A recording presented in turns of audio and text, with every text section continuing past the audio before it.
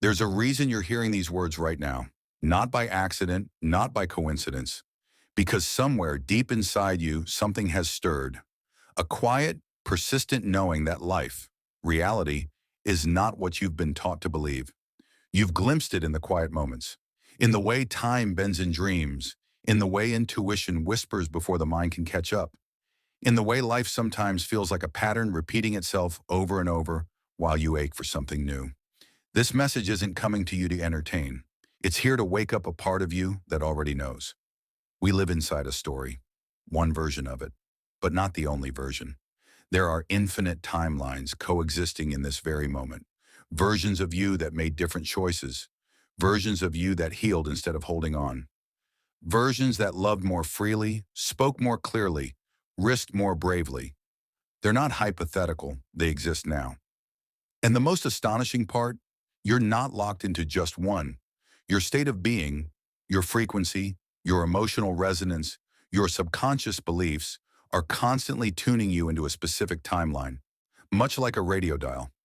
Change the station, change the experience. Not because you force it, but because you align with it.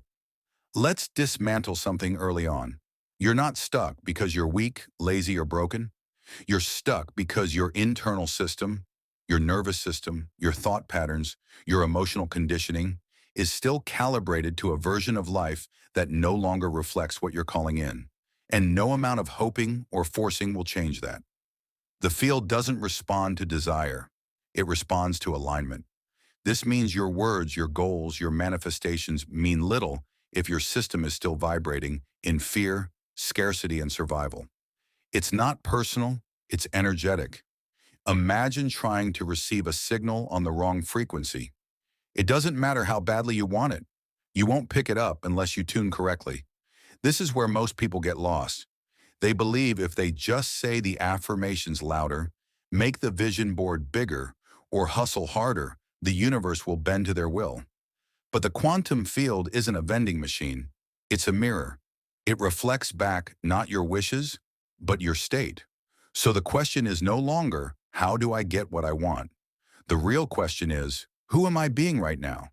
Because the version of you who has everything you're calling in, health, love, wealth, peace, they already exist in a frequency you can begin tuning to. But to shift, you can't just think differently. You have to become different.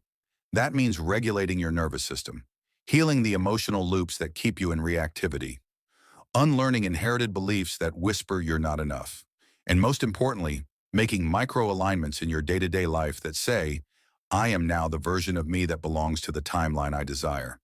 Here's a truth few will say. Most people don't shift not because they don't want to, but because they're still emotionally invested in the identity of the version they're trying to leave behind. It's familiar. It feels safe. Even in suffering, that identity, though painful, feels like home. And the body, unless reconditioned, always returns to what it knows. So when you try to shift, there's resistance. It shows up as self-doubt, as overthinking, as endless planning with no action, as shrinking the moment you're invited to expand. But here's the twist. The resistance isn't the enemy. It's information. It's pointing you to the places in your system that still believe survival depends on staying the same. You don't override that by force. You meet it with safety, with compassion, with presence. And this is the beginning of embodiment. Embodiment is not pretending. It's not putting on a mask of high vibes. It's a practice of coherence, of aligning your thoughts, emotions, breath, and actions with the reality you desire, even before it arrives. Because the quantum doesn't operate on delay. It's always responding. That's why embodiment is the most powerful signal you can send to the field. Not what you say, not what you hope, but how you live. So let's get practical. If you want to shift into a timeline of abundance, the work isn't just visualizing wealth. It's noticing what happens in your body when you receive a bill. Do you contract? Do you panic? Do you spiral into stories of not enough? That's the work. To stay open, to breathe, to anchor into safety, even as fear rises. Because every time you choose presence over panic, you tune to a new frequency. If you want to shift into a timeline of deep love, it's not just writing about your soulmate.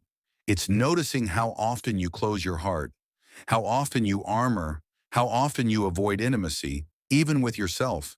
And every time you soften instead of shut down, you send a new signal. These shifts are small, but they're seismic, because the quantum doesn't need dramatic gestures. It needs coherence. And coherence means integrity across your whole system, not perfection, but congruence. So yes, do your meditations, use your affirmations. Listen to sound frequencies, but don't mistake the tool for the shift. The real shift is in how you respond when life pokes at your old wounds, when discomfort visits, when nothing outside has changed yet. Do you choose the new self then?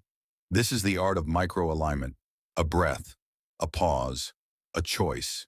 These are quantum keys, because when you hold a new frequency long enough, reality reconfigures around it. This isn't metaphysical fantasy, it's energetic mechanics. Remember, your subconscious runs the majority of your behavior, and your subconscious speaks the language of repetition, emotion, and imagery. So every small act of alignment is a reprogramming. Every moment of presence is a pattern interrupt. Every embodied choice is a command to the field. You are not here to wish for change. You are here to become the change. You're not here to trick the universe into giving you more. You're here to rise into the version of you who receives more, because it's now who you are. And yes, the old timeline will pull at you. It will tempt you back into fear. It will test your commitment, not because it's cruel, but because that's what unhealed loops do. But your power isn't in avoiding the test. It's in how quickly you return to alignment. Every time you do, the old timeline loses its grip. This is the real work. It's not glamorous. It's not always comfortable, but it is liberating, and it's yours to do.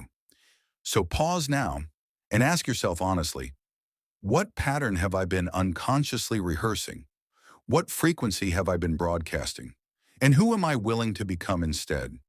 Not someday, not when the results show up, but now, because now is where the shift lives.